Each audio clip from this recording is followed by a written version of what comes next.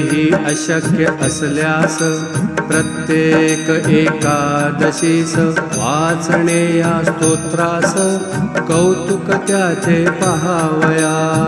இந்த ஓவியின் பொருளாவது, அதுவும் கூட தியாகந்தோறும் படிக்க இயலாவிடில் ஏகாதசி தோறும் அதன் நற்பயன்களை அனுபவத்தில் பார்ப்பதற்காக இந்த துதிமாலையை படியுங்கள் என்கின்றார் ஸ்ரீ தாஸ்கனு மகாராஜ். 148வது ஓவியில் தினந்தோறும் படிக்கும்படி சொன்னார். ஒருவேளை தினந்தோறும் படிக்க இயலாவிடில் 149வது ஓவியில் வியாழந்தோறும் வாரம் ஒரு முறையாக படிக்கும்படி வலியுறுத்தினார்.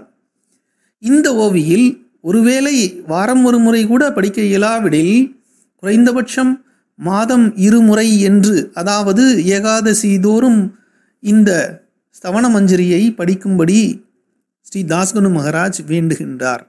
ஜெய் சாய்ராம்.